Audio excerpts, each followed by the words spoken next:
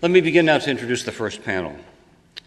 As the United States and allies emerge from a decade of conflict and operations in Iraq and Afghanistan, it is no surprise that the headlines are filled with news of projected defense cuts that will affect personnel and programs.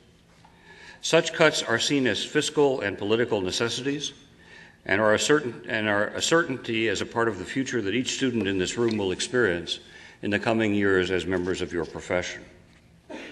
What is not clear and not certain is how those cuts will affect the military as a profession and how the services will recalibrate internally to these changes that will be forced upon them. With us this morning to address the topic, resetting the force as a professional ethical obligation to relevance, are Mr. James Kitfield, correspondent for the National Journal, and responding to him, Professor Barney Rubel, the Dean of the Center for Naval Warfare Studies here at the Naval War College. Mr. Kitfield is a graduate of the University of Georgia. He has written on defense, national security, and foreign policy issues from Washington, D.C. for over 2 decades. He is a 3-time winner of the Gerald R. Ford Award for Distinguished Reporting on National Defense, most recently in 2009 for his first-hand reporting on the Afghan War and other ongoing conflicts and threats. He has twice won the Military Reporters and Editors Association Award and the Medill School of Journalism's top prize for excellence in reporting for his first-hand coverage of the war in Afghanistan in 2009 and the surge in Iraq in 2008. He is also the recipient of the 2002 Stuart Alsop Media Excellence Award, sponsored by the Association of Former Intelligence Officers, for his coverage of the September 11th terrorist attacks and follow-on events. He received the 2001 Peter R. Weitz Prize from the German Marshall Fund for Excellence in reporting on European affairs, and the 2000 Edwin Hood Award for diplomatic correspondence given annually by the National Press Club to recognize excellence in reporting on diplomatic and foreign policy issues.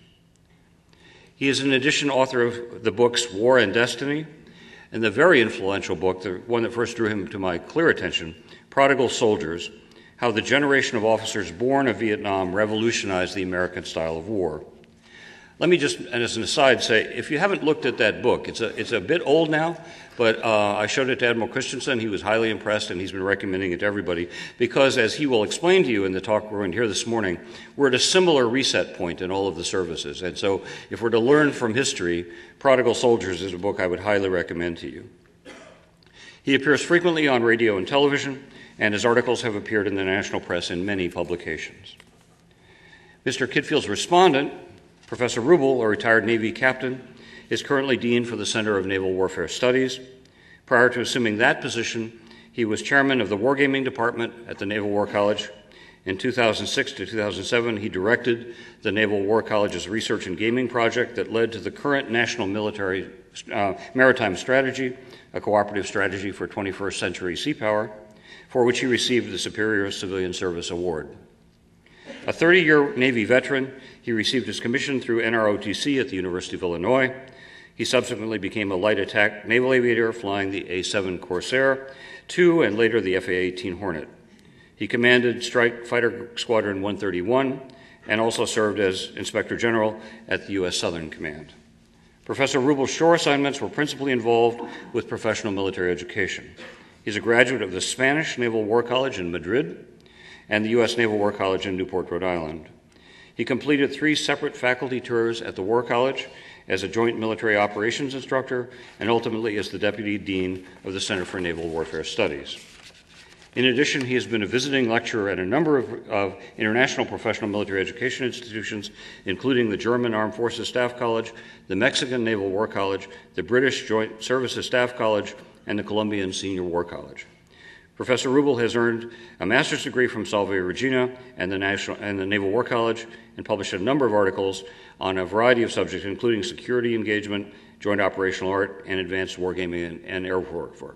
I would in particular draw your attention to the recent article he wrote in the Naval War College Review on the future of the aircraft carrier, because that bears directly on the discussion we'll be having this morning.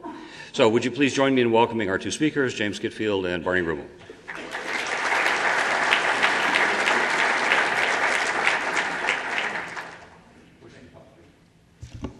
Is that good? Okay. Thanks, Martin. You actually got through all my awards. I should tell you that awards are like medals to you guys. It's what we get instead of a salary and money.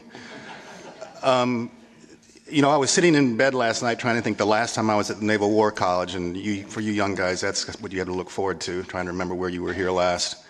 And it was right after Prodigal Soldiers was published, and Mac Owens, I don't know if he's here, but he's a valued source of mine over the years, invited me to come talk about the book.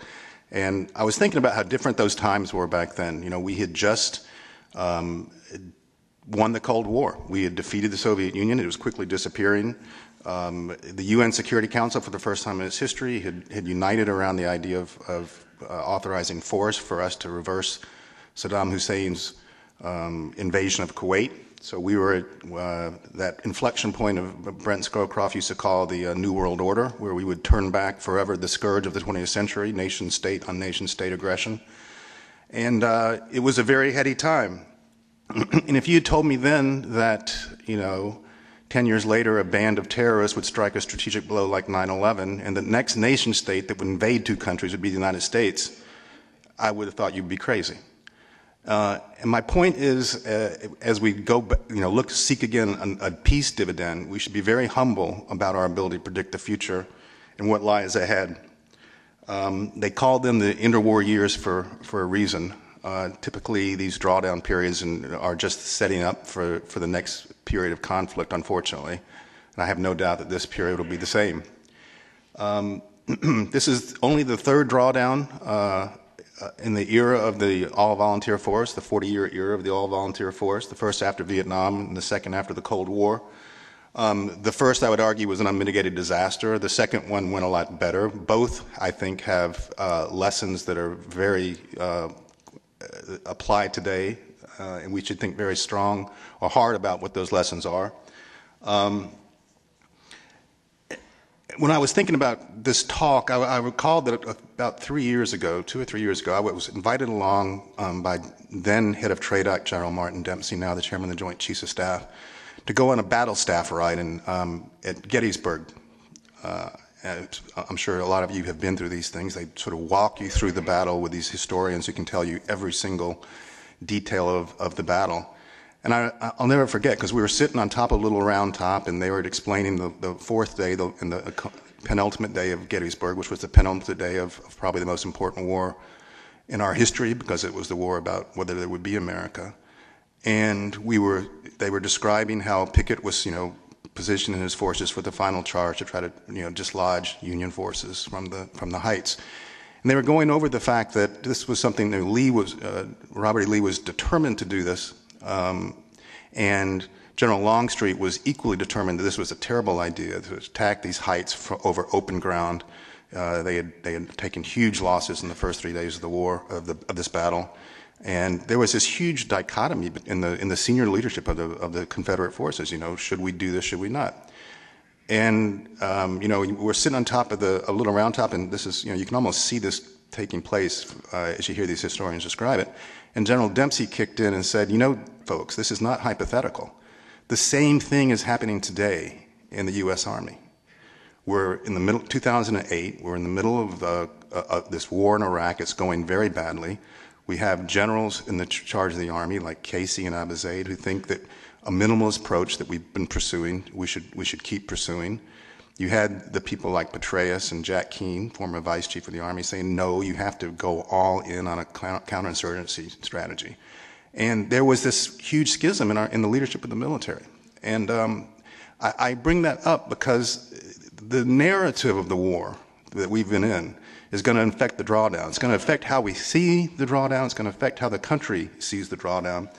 So as we anticipate this drawdown and think about where we go from here, I think it's really important to think about what the narrative of these wars are going to be, because that will affect decisions. We can see it already now as they announce they're going to cut ground forces by 100,000 troops, but plus up special forces, plus up drones. So what's the strategy behind that? Well, the strategy behind that is we're not going to be doing this anytime soon again, these kind of really manpower-intensive counterinsurgency wars. Is that a correct strategy? Depends on what you think about what was achieved in these wars. I have my notes here. You tell all your professors you should be able to do notes when you have tests like this. So, as we think about the narrative of these wars, I would like to go back, because I've gone to school on both the previous drawdowns, about what the narrative was there and how it affected the drawdowns in post-Vietnam and also post-Cold War. There are eerie parallels between Vietnam and Iraq and Afghanistan in the sense that the first years of the war were fought in sort of a conventional strategy. General Westmoreland and William Depew's search and destroy tactics really basically fell into a strategy of attrition of the enemy in what was really an insurgency, and didn't work very well. We had huge casualty numbers, 800, 900 American soldiers killed each month. And by 1968, in the Tet Offensive, it was becoming clear that the country was just not ready to do this indefinitely. The war had been going on for 4 years. So you had a different set of generals come up. Creighton Abrams, most notably, took over Vietnam and started this process of Vietnamization, which was basically what we've done in Iraq and are trying to do in Afghanistan, which is to plus up the indigenous forces such that you can hand over security responsibility to them and pull back. So there was the same schism in the leadership in Vietnam that we see today. And after the war was over and the body politic decided it was not going to support the South Vietnamese anymore, and it was the horrible, crumbling of the South and the North Vietnamese invasion and pulling people off the embassy. The conflicting narratives really tore at the soul of the U.S. military, and especially the ground forces, the Army and the Marine Corps, because the mid-career officers who fought that war thought their generals had gotten it all damn wrong. And that tore, for a good part of the 70s, that sort of schism tore at the fabric of the military.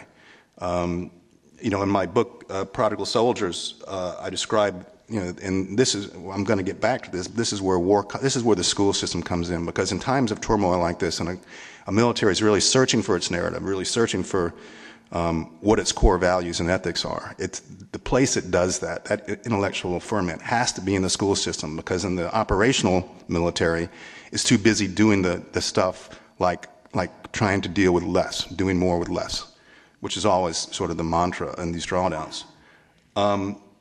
So the Army would take these generals and take them out to Fort Leavenworth at the Command and Staff College, and let them, let the young officers vent at them, how you got this all wrong and how now you're demanding it while we're trying to do more with less, perfect readiness scores. And there's this young captain who I describe in my book who, talks about this abysmal situation in an unnamed division where command hierarchy had created pressure for glowing fitness reports that evaluators routinely falsified, and had created a situation where the Army was getting in the habit of lying to itself. And the general was just absolutely outraged and said, that would never happen in my division. And this captain said, General, that was your division. And I think that's something we have to look out for very carefully as you draw down in this drawdown and we start to be asked to do more with less. Don't lie about the fact that if you get less, you can do less. It goes against a military can-do ethos, but it's very important not to let that corruption get into your ethos, that you just tell the command chain what it wants to hear.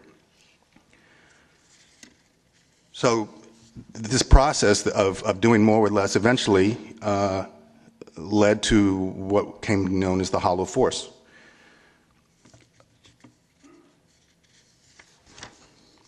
And that gets into a bit of civil-military relations. It's part of that schism of the mid-career officers like yourselves and the chief officers, and if you read H.R. McMaster's Dereliction of Duty, was the sense that not only had the senior leadership not developed a vision and a strategy that would win the war, but when the civilians basically adopted what they thought was, an absolutely losing strategy. LBJ micromanaging the war, saying, I won't let those guys bomb an outhouse without, checking with me first.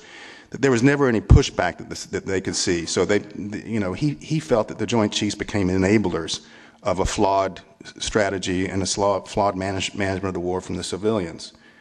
So you get to the late 1970s, and you've got this corrosive spiral where the military is lying to itself, is trying to keep way too much force structure with way too little money, and it's dealing with the really difficult problems of creating the all-volunteer force at a time when the military was seen as at its lowest ebb. You had rampant drug use, you had race problems that were reflected in the greater society, reflected in the military. This really awful situation, and General Scheinmeier was asked, by President Carter, so how's the force? And he says, sir, we have a hollow force. Which was fine. It was a private conversation with the president. But when Scheinmeier was asked by Congress in a public hearing, so what's the state of the force? He gave the same answer, because I talked to him about this. He said, I pledged the Constitution. I didn't pledge to a leader. And the Constitution says the Congress has the raises and funds armies. So I had a constitutional responsibility. But that was a huge deal. It was in an election year for Jimmy Carter's reelection, and he knew that would displease his civilian masters, but he decided that he had to tell the truth. He offered his resignation. It wasn't accepted. But it gets to the difficult civil-military relationship that existed in this drawdown at a time when you're sort of coping with this narrative of you're the first group who lost the war for America. Something else the Army did at the time was it basically threw out.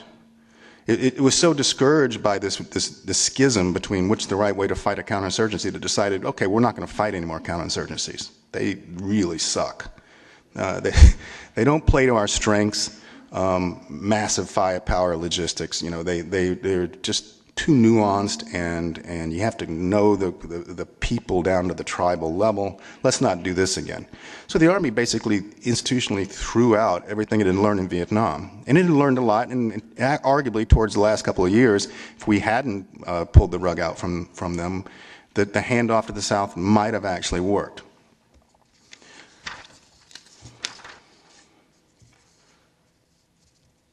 The Army, I would argue, did two very important things that allowed it to recover when the country would allow it to cover, and that would be the Reagan buildup.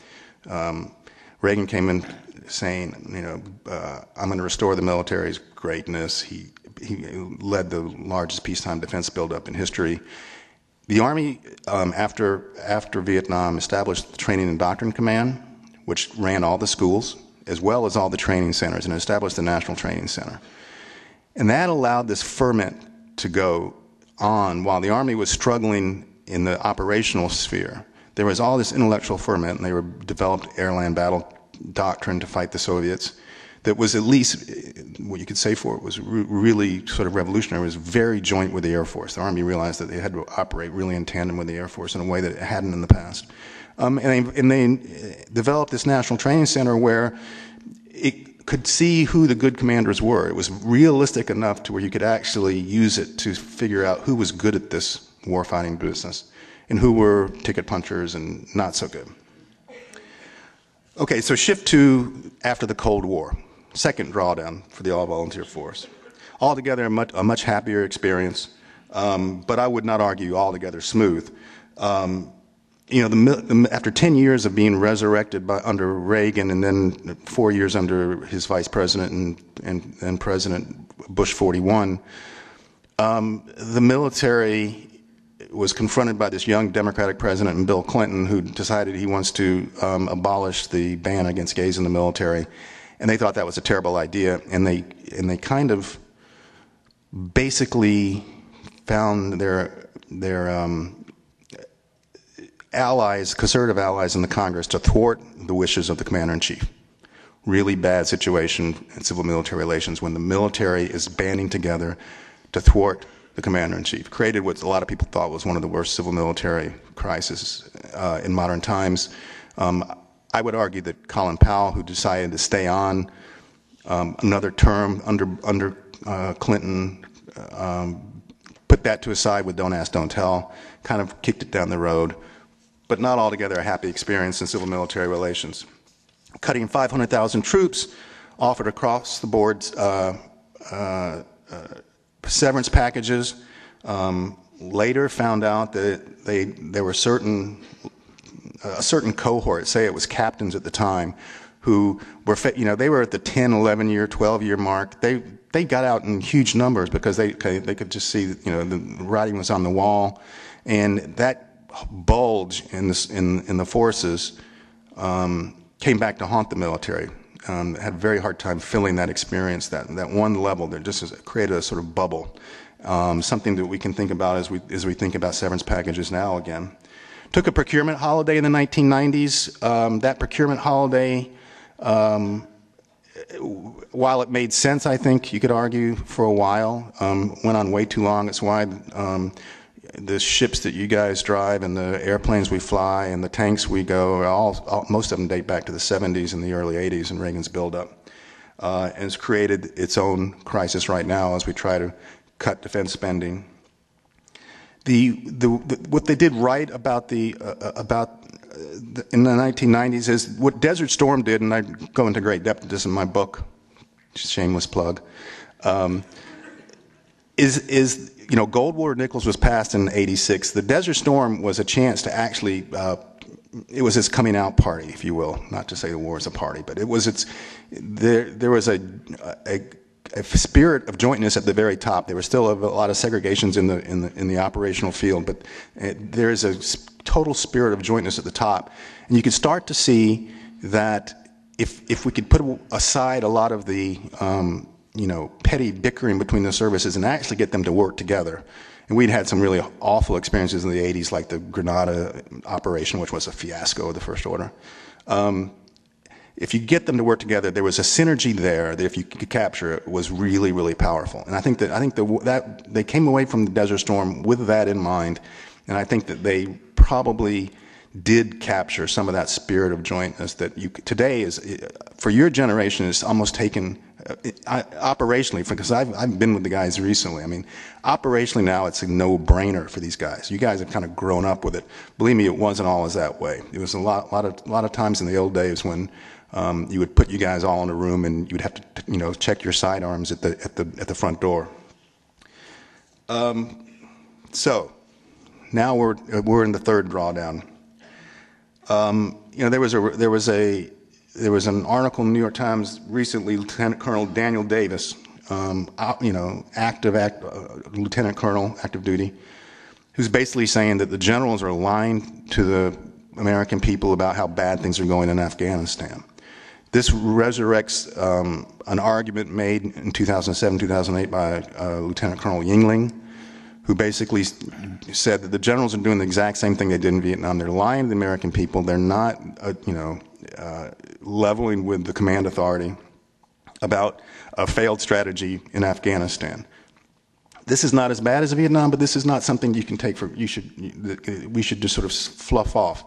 If this schism about the narrative of Iraq and Afghanistan continues, we will spend a lot of time trying to get everyone back on the same page.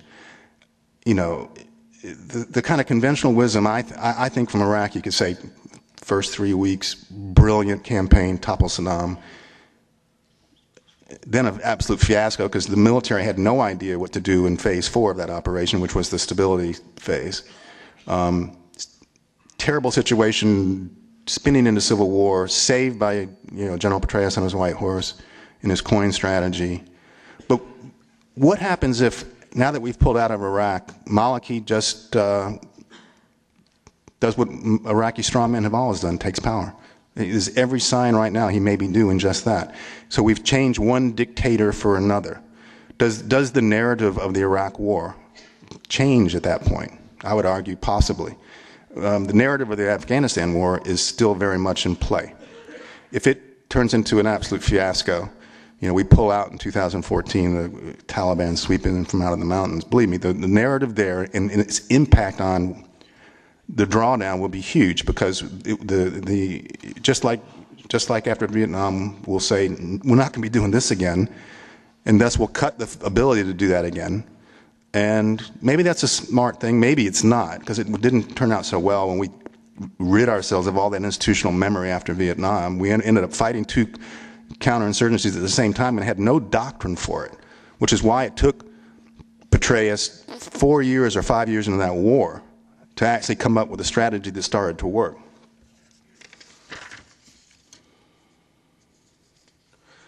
You know,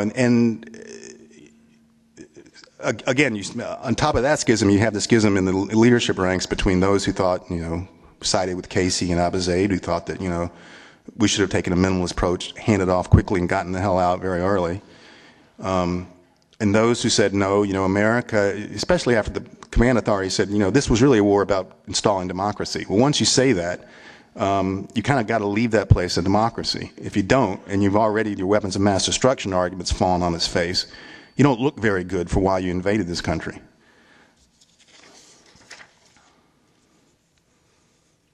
So now we're planning on cutting at least 100,000 troops, as I said, offering severance packages again, not sure who's going to take them.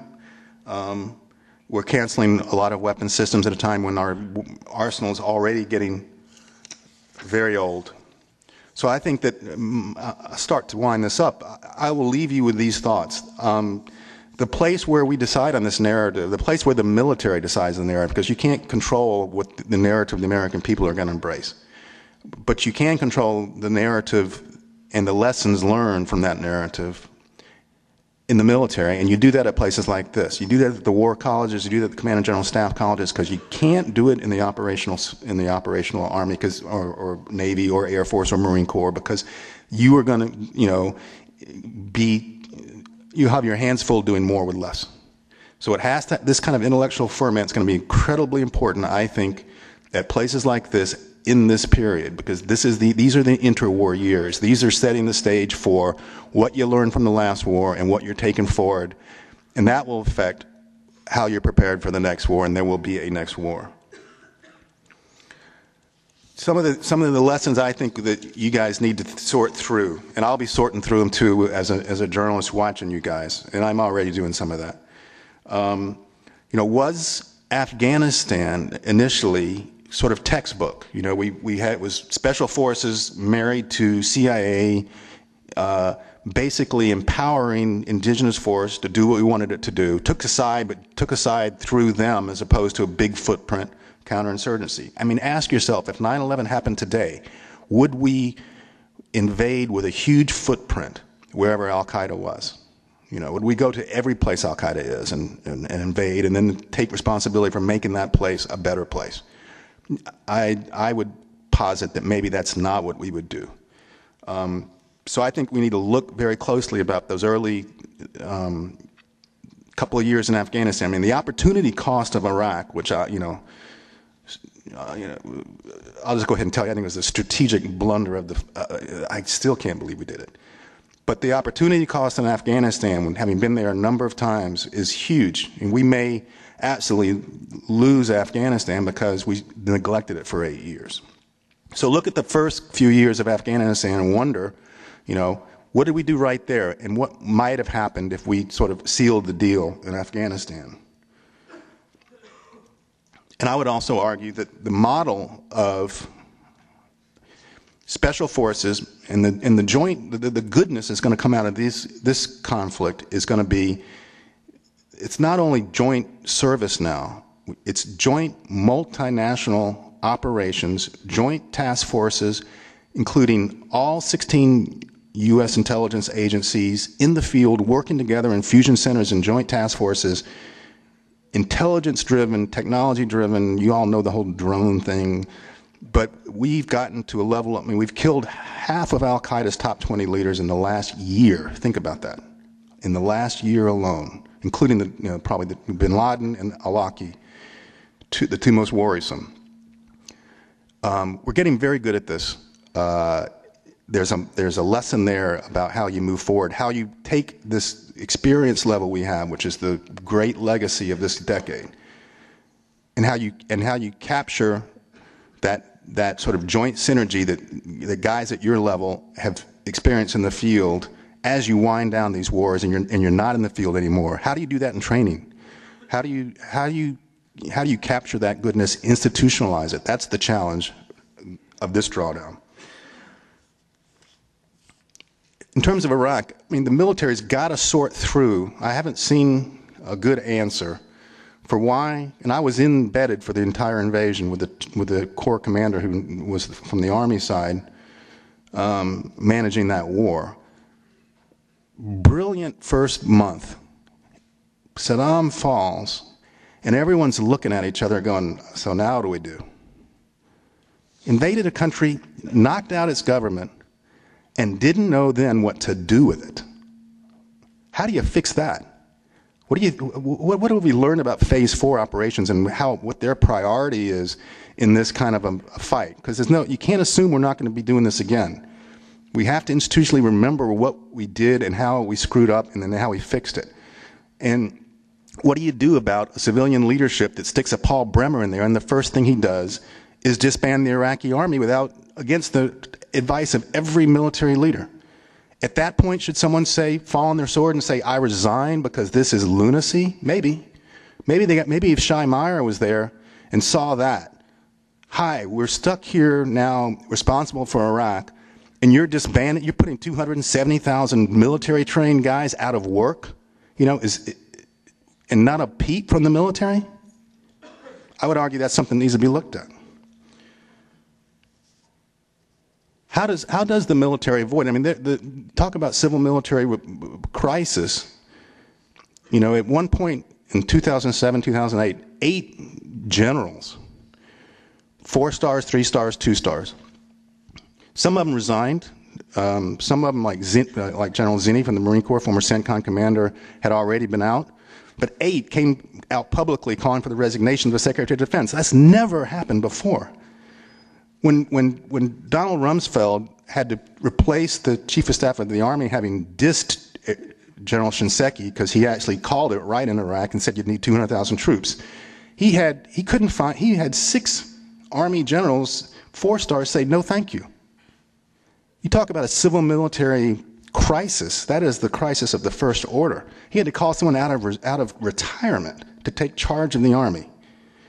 How do we avoid that happening again? What was the lesson from it got to the point where 8 generals have to call for the Secretary of Defense's resignation, and you can't find a 4-star active duty who wants to take charge of the Army? We better figure out how we got that wrong and how we not let that happen again.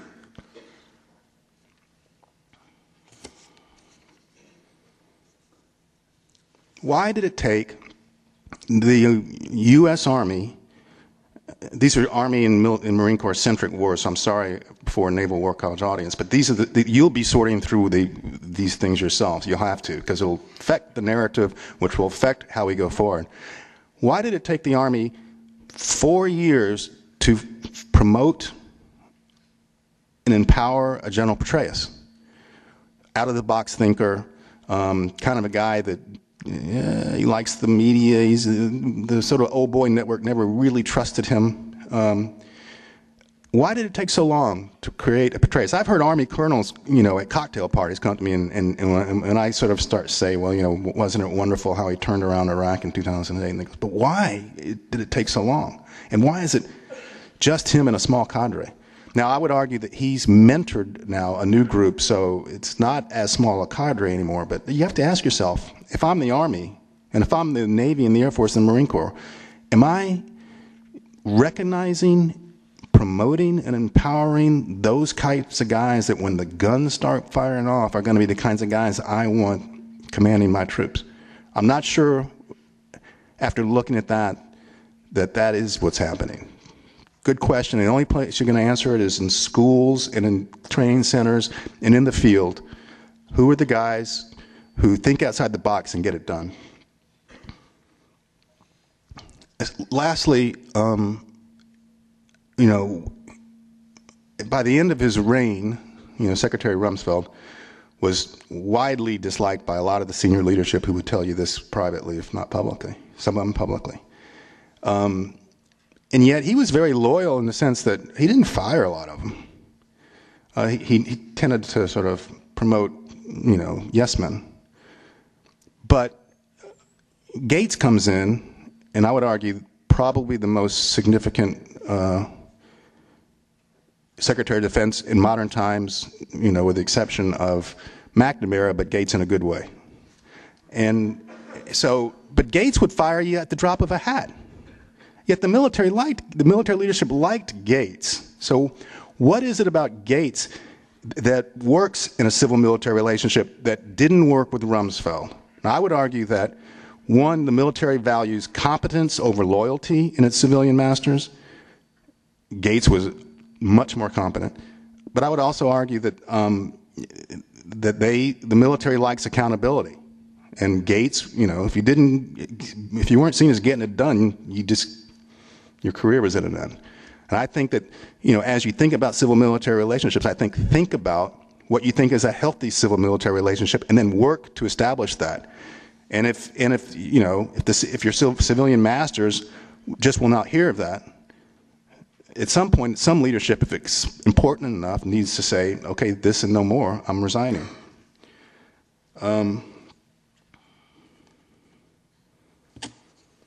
Why did so many generals have to be fired for Gates to convince them that this hidebound Pentagon bureaucracy to quit focusing on developing the next legacy system 15 years out and give him more drones to win the wars he's fighting today? Why did that happen? Why do you have a military bureaucracy in the Pentagon that was complicit in losing wars because they weren't giving the guys in the field what they said they needed?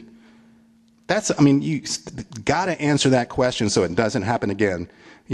Has that been institutionalized where that won't happen again? I don't think so. Watch during this drawdown when the dollars get tight, what happens to legacy systems and what happens to these sort of gee-whiz drone, unmanned, network-centric systems that the guys in the field have learned to use to stunning effect.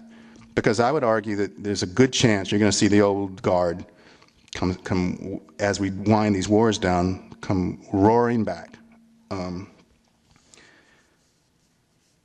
Ethical issues that I think need to be thought through. Oh,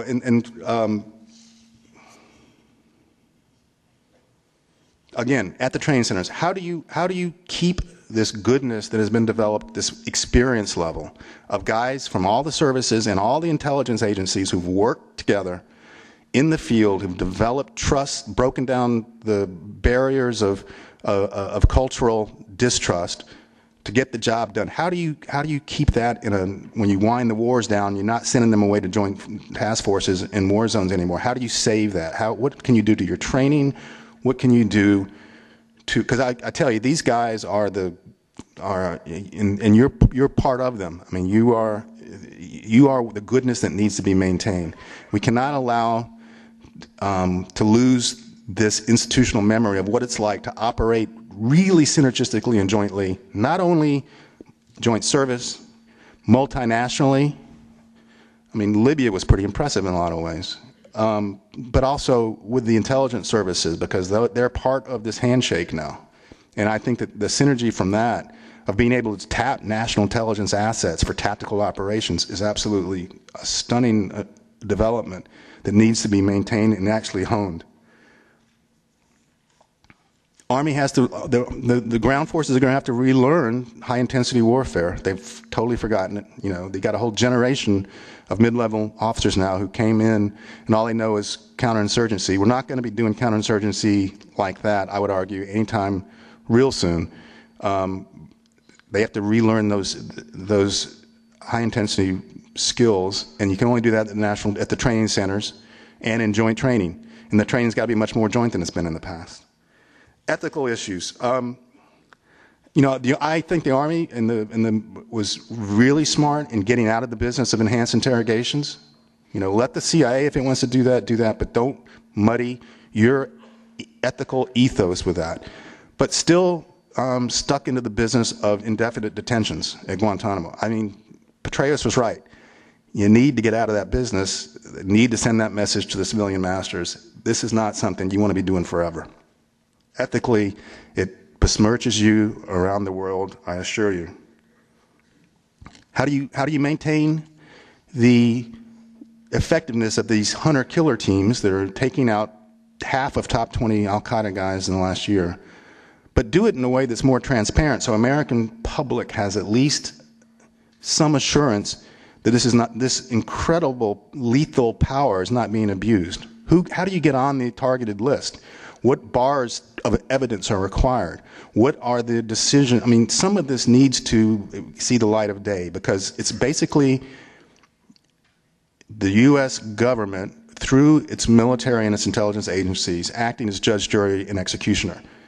And you don't do that in a free society without that society basically signing off.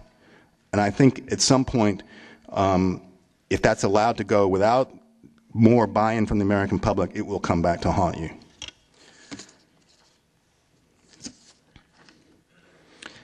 I'm going to give you my last concern that needs to be thought through as you enter this interwar period, and that is we have created an American Foreign Legion.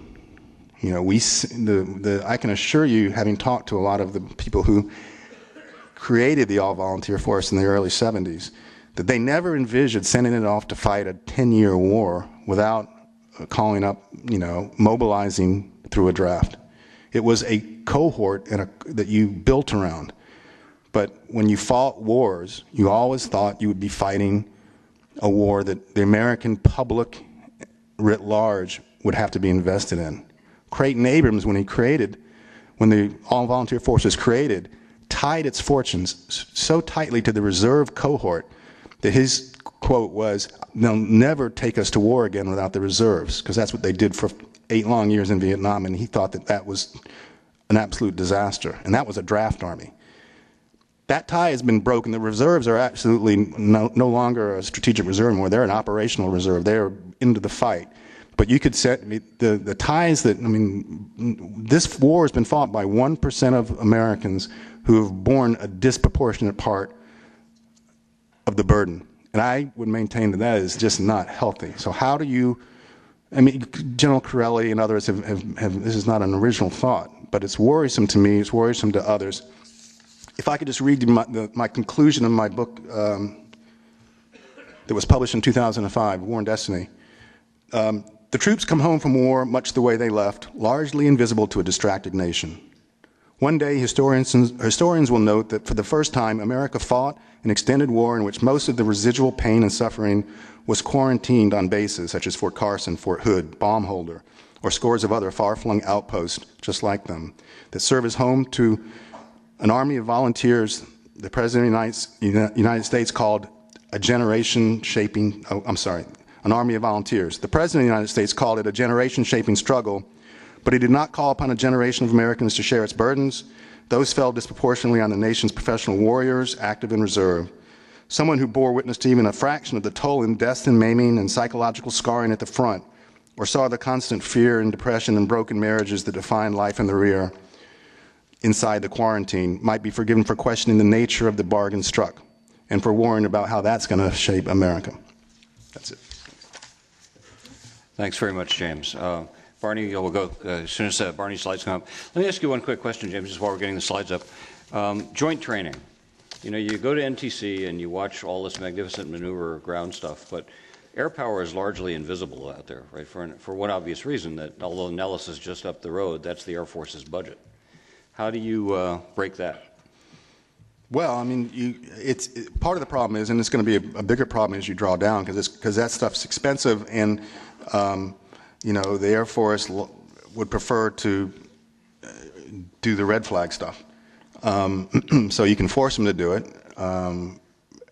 That's one way, and I think all the service chiefs are going to have to think about, as I talked about, how do you retain this synergy from these guys having learned to work together in a non-war environment, and training is the only way to do it. So I think there should be some creative ways. I think you can probably do a lot through simulations,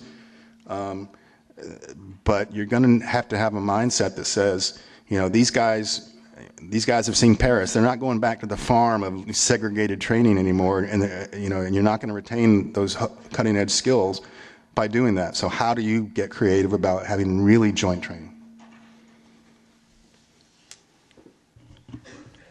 Good morning.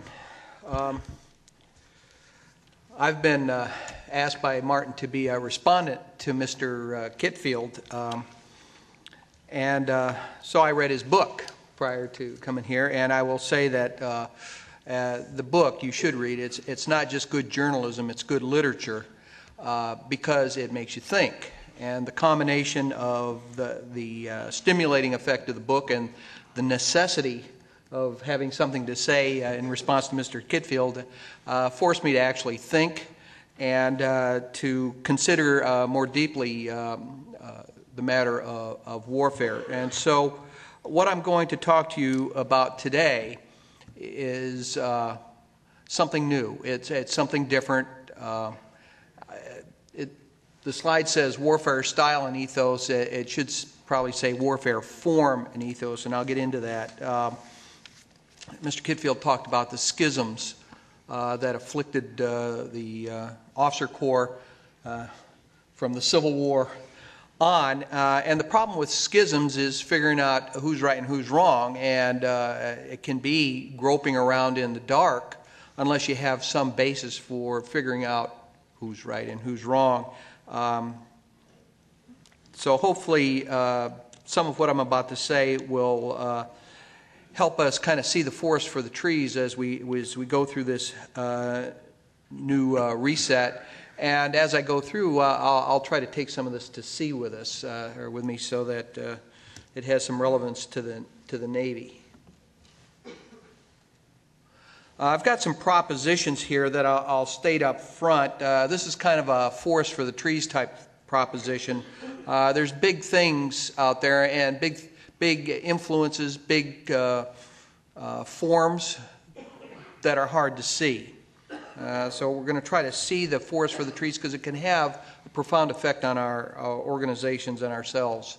And so my basic proposition is that the form of warfare that we conduct influences the ethos of our armed forces, and beyond that, there's kind of I'll try to describe a new trinity of sorts that might help us sort our way through this.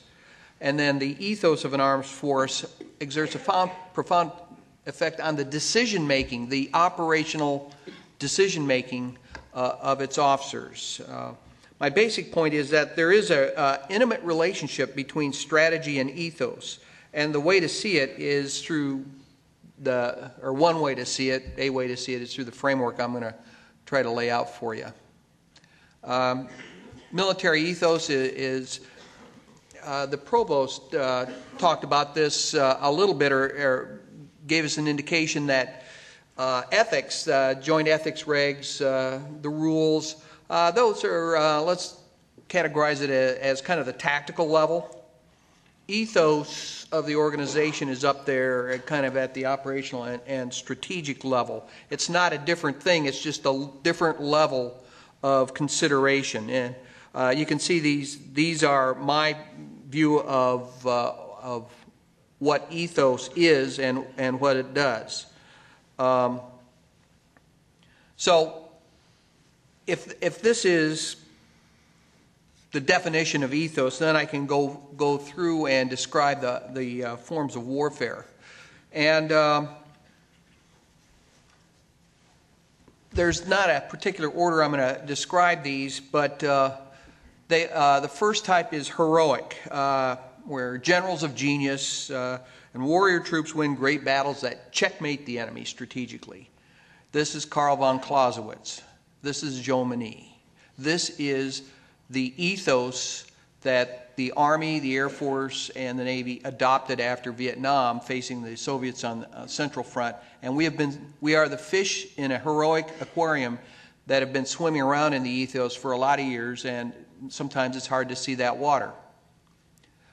Alternately, there is the systemic form of warfare. Now, let's go back to Lee at Gettysburg on the third day of the battle. Lee is a heroic kind of guy. The Army of Northern Virginia is a heroic army. And they do heroic things, trying to checkmate the North, even though they feel like they might be outnumbered and outgunned. It's the genius that evens the odds. In 1863, after Gettysburg, a guy named Ulysses S. Grant came east to take charge of all the Union armies. Grant understood a couple things, and few people did. Lincoln was one of them that did. That the North had an immense industrial potential. He wasn't going to be able to outmaneuver Lee. What he needed to do was keep constant pressure on Lee, because it was the Army of Northern Virginia that was the key to making the rebellion fail. Now, Grant had at his disposal the means to act on these insights. He had a big army. He had unlimited logistics almost, and he had a populace and National Command Authority that supported him. And so he undertook to the systemic form of warfare, unremitting pressure on the enemy. If you want an example battle, it would be Cold Harbor, where Grant suffers a tactical defeat and just keeps on going. Instead of retreating like Hooker did at Chancellorsville or McClellan did at Antietam, he just keeps going to keep unremitting pressure on Lee, because Lee couldn't afford the losses. He could. So this is systematic warfare. Great armed forces apply unremitting pressure. Sherman's march through Georgia, strategic bombing of the German and Japanese war efforts, etc. The third type of or form of warfare is systemic. This is where you see the enemy as a system and you try to disrupt that system. Commonly known as guerrilla warfare, commonly thought of as, or talked about now as fourth generation warfare. It's all of the same type. You undermine your opposition through exhaustion and demoralization. You're outlasting your opponent. Now, there's several things to say that caveats. These forms aren't necessarily mutually exclusive. They'll be adapted to local conditions. And this is a big kicker that people tend to forget about. There are things called nukes out there, and they change things. They change the equation. They are always there. They always change the equation. They always determine the environment in which things occur. We forget that at our peril. All right, so here's that trinity I was talking about. There is a victory dynamic. In heroic warfare, it's quick victory. That's the ideal. You may not get it all the time, but that's the ideal. Because you have to. You don't have the resources. You're always the weaker party when you undertake heroic warfare. And so you need a quick victory. In systematic warfare, it may not be quick, but it will be certain, because you're just overwhelming the enemy. And this is kind of the idea we went into Vietnam with. And certainly the way we, well, at any rate, and it's the way Ulysses Grant looked at things, it's the way Omar Bradley looked at things, etc. And then in systemic warfare, victory is at some time in the indefinite future. Okay? You don't know when you're going to win. You can't schedule it. It ain't going to be quick. It's in the indefinite future, and this is a key thing to keep in mind. This victory dynamic is intimately linked to the ethos of the organization and your methods. These three things have to be aligned, or the form of warfare will fail. Just as systematic warfare failed in Vietnam, heroic warfare failed for Lee in the Civil War. All right, so let's examine each one in a little bit more detail. Heroic warfare. We've talked about the victory dynamics, the ethos. War is conducted by warriors. It's an art form. You're willing to risk all to gain all. And the exemplars are Bobby Lee, Patton, Horatio Nelson, Bill Halsey in World War II. These are the exemplars of this warrior ethic, willing to take risks to win that great decisive battle. And its methods, we're all familiar and comfortable with these things: maneuver, deception, precision. The theorists are Clausewitz and Sun Tzu, among others. This is the heroic form of warfare. We think of this as warfare.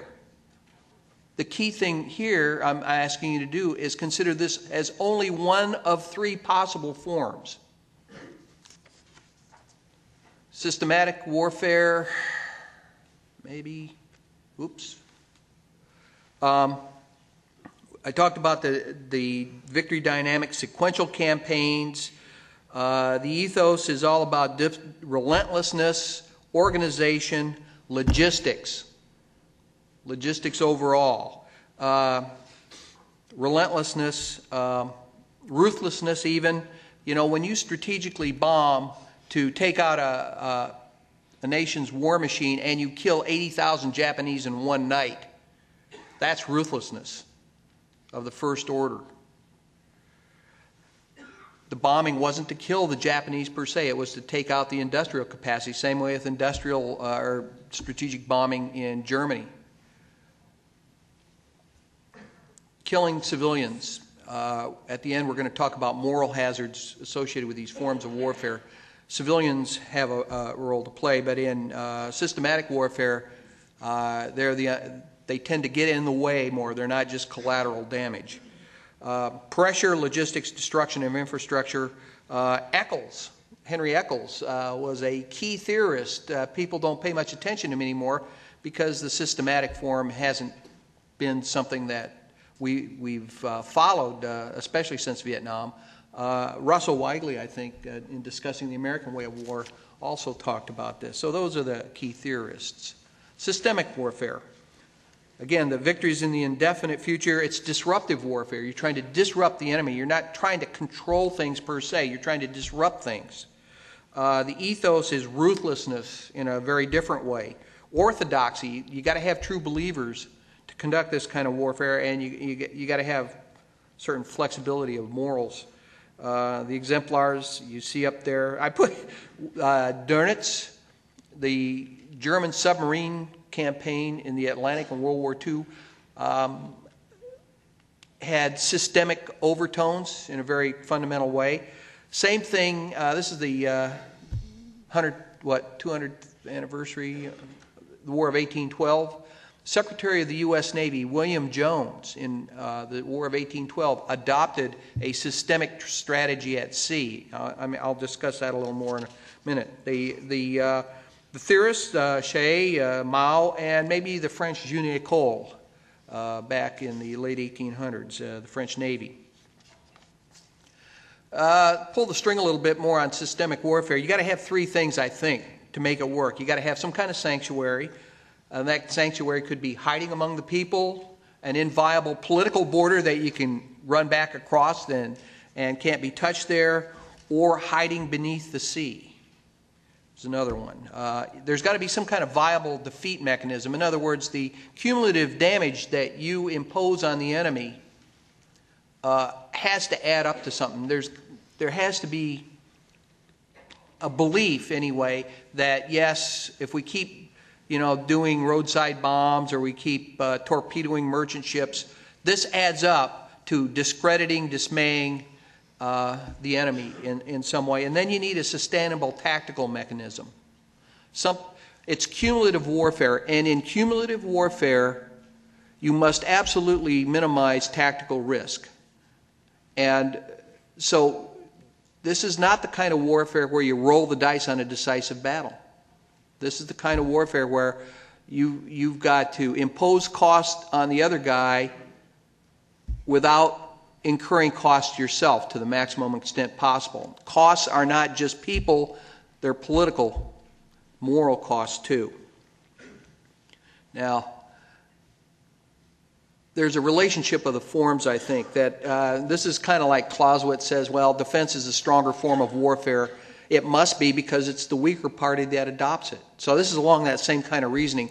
The absolute weakest form is systematic warfare because only the strongest can adopt it. You have to have a big war machine, virtually unlimited supplies of soldiers, ammunition, trucks, tanks, whatever, to do it.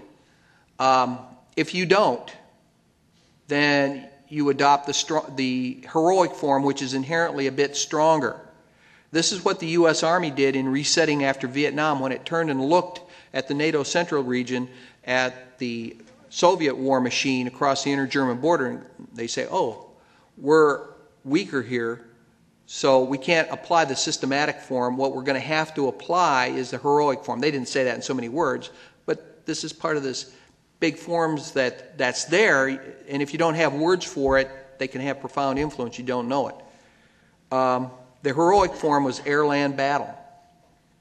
And I will explain in a minute, or assert how all this contextualizes technology too. But the Abrams tank, the F-16s, fighters, precision-guided munitions, all the stuff that was developed to conduct air-land battle on the NATO central region empowered the warrior to conduct heroic warfare in which maneuver genius overcame the odds, the Soviet horde, as it were. And then the very strongest form of warfare is systemic, because only the very weakest adopt it. After the stunning victories in Iraq and Afghanistan in the early going, what happened was neither the Iraqis nor the Taliban decided to accept defeat, to make terms. You know, the enemy always has a vote, and they decided, no, we're going to keep fighting. And they adopted, both of them, in their own ways, the systemic form, because they had to. They had to remain viable. They had to do that. It was the strongest form. The thing about systematic warfare and heroic warfare, when it comes up against the systemic form, is that it's like punching at smoke. It doesn't matter how much logistics that you have in the systematic form. It does you no good, because the other guy's got sanctuary. He can hide out. You can't get at him. Heroic warfare, it doesn't matter how smart you are, how artful you are. He's got sanctuary. He's got a sustainable tactical mechanism. And again, it's like punching at smoke. The answer, you kind of have two answers. One I won't go into, which is adopt a conflict management strategy. The other is to adopt some form of systemic warfare yourself. We have done that with drone strikes. Our drone strikes are a form of counter-systemic warfare on our own. In Vietnam, there were a few soldiers that, I can't remember the captain's name, but he devised this clever way of ambushing the NVA, and it started working. But I think it was Depew, who was his division commander. Anyway, maybe. At any rate, Depew put a stop to it because it didn't accord with the form of warfare they were pursuing. And in fact, my nod towards Prodigal soldiers, you see all this kind of stuff come out in the book, which is why I came up with these ideas. It was through reading his book. And I don't need to belabor this. Post-Desert Storm, I've talked a bit about this. And so is it Vietnam again? Mr. Kitfield intimated that it was. I think yes, but the heroic ethos, I believe, is more resilient than the systematic ethos that the Army took going into Vietnam. So it could accommodate, absorb frustration that we found in the early going better than could the Army in Vietnam. Now, I was talking last night to some colleagues who you'll hear from later, and it was Don Snyder, I believe, who said, well, why do you think that is? And I opined maybe it was structural, but he says, no, it was probably the all-volunteer force, and he's probably right. The all-volunteer force is just a more resilient organism than was the draft army of Vietnam, under conditions of frustration. And the other thing is that the heroic ethos accommodates a David Petraeus. In World War II, we were doing systematic warfare, and Patton was regarded as a pain in the butt. He was an outlier. He was an iconoclast, and the Army had its problems accommodating him. The heroic Army of this era could accommodate a David Petraeus. And so I think there is a certain resilience, but not without problems. I won't go into it, but I've had faculty members over in Afghanistan with the Marines looking at how they assess success over there, and it's not a pretty thing. the Davis article in Armed Forces Journal where he accuses the leadership of lying. I don't believe they're lying. I believe there is a loss of information, profound loss of information between the tactical level and the strategic level, and this accounts for how the generals could think they're actually doing better than the guys in the street think they are. Let's go to C. Heroic warfare manifestations, Trafalgar, Manila, Battle of Manila, Tsushima, Midway. These are all heroic forms, or heroic battles, the heroic form of warfare. The systematic, the Union blockade of the South, and then the Central Pacific Drive. And this, I'll get into this in a minute, but it's very interesting how the Navy changed its stripes in the Pacific in World War II, in mid-war. And then systemic, the U.S. 1812 strategy, where the frigates went out, Constitution, Constellation, all the frigates went out singly to prey on British shipping. Not that they thought they were going to bring England to her knees economically. What they wanted to do was cause the U.S. or cause the Royal Navy to go chasing after them and create enough inconvenience to the Royal Navy while they're trying to fight Napoleon at the same time, to where England might think the war was not worth the effort and make terms. That is the heart of systemic strategy. It's about disruption. It's about playing judo with the enemy. Now, what about Chinese A2AD strategy or Iranian harassment in the Straits, etc.? These might be forms of systemic warfare. It's kind of early to tell, but if they are, trying to fight them heroically is dangerous. And that's exactly what we're trying to do, or planning right now. All right, so how does it affect decision-making? Well, Commodore Rogers, in charge of one of our frigates in the War of 1812, he's up in the Arctic. And by the way, it's, one of our faculty members, Kevin McCraney, has published this book, Uncommon Gallantry, about the War of 1812, and it's very good, and you ought to read it if you have a chance. In any case, he was up there preying on shipping, and the British came after him. Now, the individual ship captains were always imbued with the heroic ethos, but here they couldn't afford to act on that instinct. They had to decline battle and run, because they couldn't afford to lose a frigate in a fight with a superior British force, more than one ship. Spruance at Midway was in the heroic mode. He rolled the dice on a decisive battle. He launched he ordered a half-organized, half-launched strike to go based on incomplete locating information, and of course it turned the tide. But we were in the heroic mode there because we were the weaker party. We had superior intelligence. By the time the Battle of the Philippine Sea rolls around, Spruance realizes, maybe not in so many words, but he realizes the name of the game has changed. We're now engaged in a systematic campaign to march across the Pacific, and that we had the Japanese really at our mercy. The key was logistics, and the key to logistics were the bases, and Saipan was going to be a base, and so what was all important was protecting the beachhead so he wouldn't let Mitcher run after Ozawa and his carriers, whereas had it been a heroic situation, he would have turned them loose. The ethos, the form of warfare, profoundly affect decision-making, and Spruance got it right. Whereas Halsey could never break out of the heroic ethos, and at Leyte, he goes chasing off after Ozawa, whose carriers were being used as decoys. The ethos, this has profound effect on the decision-making at the operational level. These forms of warfare contextualize technology, not the other way around. The oracles of network-centric warfare and a bunch of other technologies seem to make you think that technology changes everything. Well, no, it's contextualized by the form of warfare. There are heroic weapons that make the warrior greater.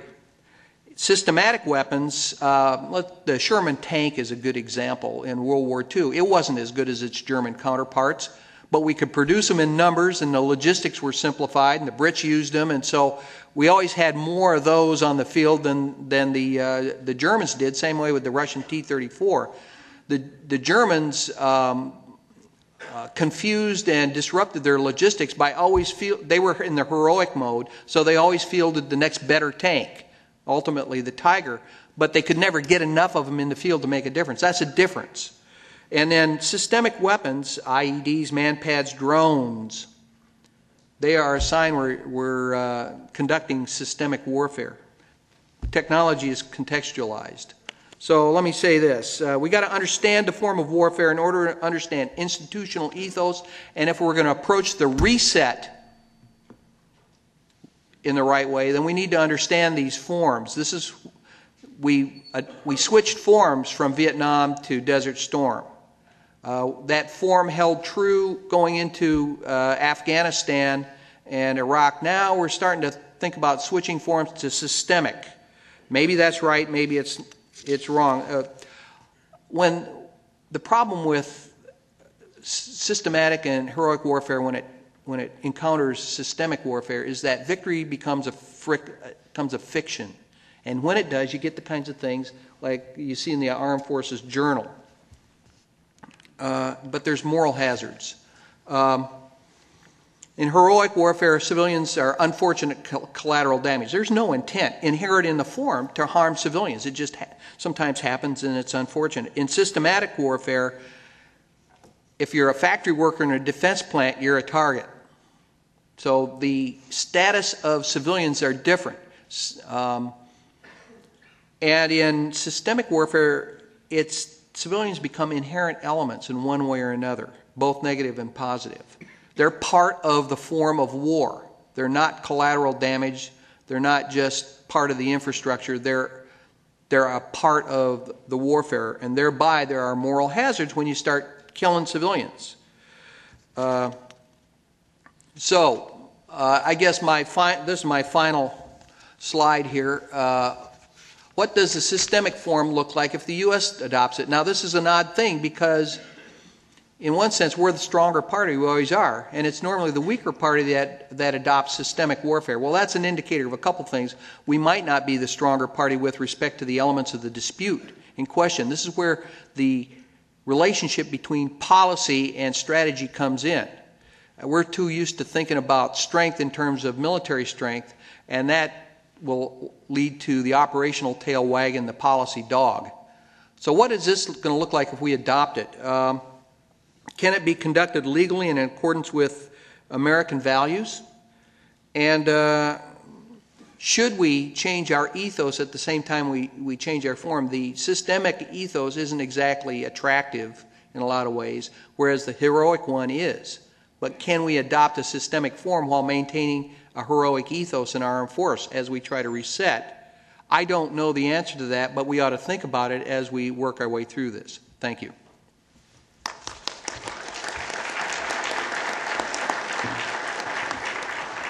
Well, thanks, Barney and James, for two really quite brilliant presentations, I think. We have about 25 minutes for Q&A. If you're new, you have microphones at your seats. They're push to talk, so please use those. Again, we'll never release the Q&A for public consumption, so feel free to ask any question